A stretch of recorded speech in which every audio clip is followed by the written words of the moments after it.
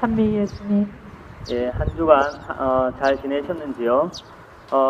이제 긴 사순 시기를 지내면서 이제 조금씩 직접 반복합니다. 이제 앞으로 2주간이 지나면 우리는 하느님의 놀라운 업적을 보게 될 것입니다. 하지만 그 기쁨을 누리기 전에 우리는 반드시 또 고통을 겪어야 합니다. 지금 우리가 겪는 고통은 별로 크지 않다면 그만큼 또 부활의 기쁨도 별로 크지 않을 것입니다. 우리가 주님의 순환에 참여하면 참여할수록 그 부활의 기쁨도 더 크게 누리게 될 것입니다. 그런데 우리는 살면서 우리가 겪게 되는 고통의 의미들을 모두 헤아리지는 못합니다. 단순히 하느님의 뜻이고 아니면 내가 잘못한 것에 대한 벌이라고 여기는 경우가 많습니다. 그래서 우리가 고통을 무조건 받아들여야 하는 것이라고 생각하면 그것 역시도 하느님의 뜻과 다를 수 있습니다. 그래서 우리는 하느님께서 우리에게 뜻하시는 바가 무엇인지 다시금 생각해 볼 필요가 있습니다. 제가 부재판 때 예루살렘 성지 순례를 갔었습니다. 오늘 복음에 등장하는 베타니아에 방문을 했습니다. 그곳에는 라자로가 묻혔던 곳이고 전해지는 무덤이 아직도 보존되어 있고 기념 성당도 지어져 있습니다. 당시의 무덤은 우리가 생각했던 무덤과는 달리 동굴과 같은 곳입니다.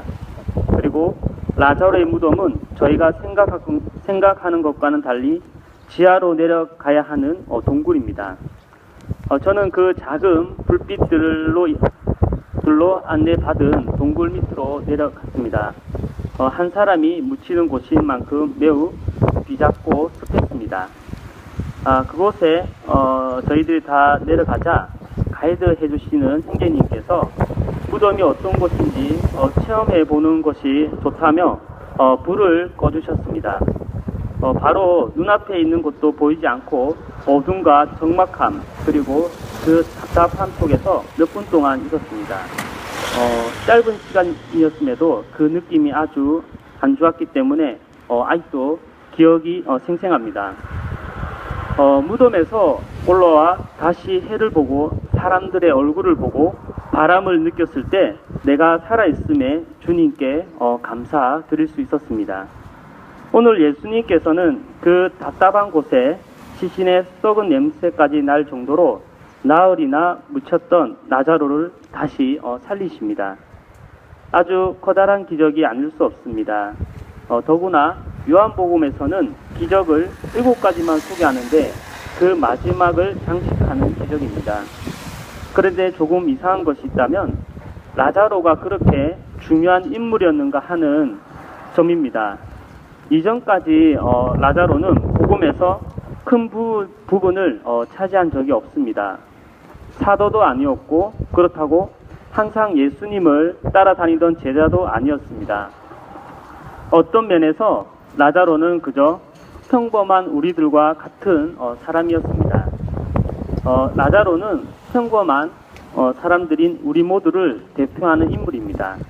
그 사람을 평범한 우리들을 다시 살리시는 예수님의 모습이 오늘 드러나는 것입니다. 우리는 힘들고 또 어려운 일이 닥칠 때면 살아도 사는 게 아니라라고 말하곤 합니다.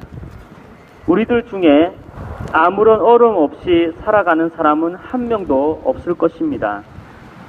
그렇게 크고 작은 무덤 속에 살고 있는 것과 같은 우리들에게 오늘 제1독서에서 하느님께서 말씀하십니다. 나 이제 너희 무덤을 열겠다. 그리고 어떻게 그 무덤을 여시는지는 복음에서 예수님의 모습을 통해 드러납니다. 또 하느님의 능력을 지니고 계신 예수님께 라자로를 다시 살리는 것은 어려운 일이 아니었습니다. 그것은 앞에서 라자로가 자고 있으니 깨우러 가자고 말씀하시는 모습만 보아도 알 수 있습니다. 당신은 이미 라자로가 다시 일어나리라는 결과를 알고 있었습니다. 그런데 예수님께서는 그의 죽음을 슬퍼하며 눈물을 흘리십니다. 아파하는 그의 가족들과 함께 또 아파하십니다. 예수님께서 누구에게 잘 보이려고 눈물을 흘리신 것은 아닙니다. 나자로의 아픔과 그 가족들의 아픔을 당신의 것처럼 생각하셨기 때문에 함께 슬퍼하신 것입니다. 이 눈물로 나자로는 물론이고 그 가족과 함께 있던 사람들의 마음을 막고 있던 아픔과 고통의 돌을도 치워졌습니다. 그렇습니다. 지금 강정마을도 여기 계신 분들도 해군 기주로 인해 마음의 상처와 그리고 분노 그리고 가슴이 많이 답답하며 아파하고 계십니다. 그러나 예수님께서 우리와 곁에서 함께 아파해 주시고 함께 울어 주십니다. 우리의 마음을 나보다 더 잘 알고 계시는 분이 예수님이십니다. 그리고 누구보다도 우리를 돕고 싶어 하신 분 역시 예수님이라는 생각이 듭니다. 마음의 상처와 힘들 때 예수님께로 서서히 다가와야 할 것입니다. 해군 기주로 인해 우리들 마음을 아프게 하고 힘들어할 때 또 예수님께서 함께 위로를 해주실 것이라는 생각이 듭니다. 힘든 일이 있을 때에는 예수님께로 향하십시오. 위로가 필요할 때도 마찬가지입니다. 우리는 보지 못해도 예수님은 이미 우리의 곁에 와 계십니다. 예수님께 기대하고 의지하시기 바랍니다. 예수님께서도 우리가 살아가는 강정마을의 정의를 위해서 다 알고 계시고 암만 그 공권력이나 이런 힘으로 밀어붙인다고 해서 모든 게 다 해결되는 건 아닙니다. 아마도 예수님께서는 모든 걸 아시고 또 저희의 어려워하는 상황 또 나약한 우리의 모습을 함께 지켜주시며 또 아마 사순 시기를 통해서 저희가 또 예수님의 고통을 대신해서 또 강정마을을 지키면서 그런 부분들이 또 하나의 또 예수님이 주신 또 선물이라는 생각이 듭니다. 그래서 이제 사순 시기가 이제 얼마 안 남았지만 남은 사순 시기 동안 또 예수님을 기억하고 또 강정마을에 늘 이렇게 행복과 평화가 함께 하시기를 기원합니다. 잠시 구상하겠습니다.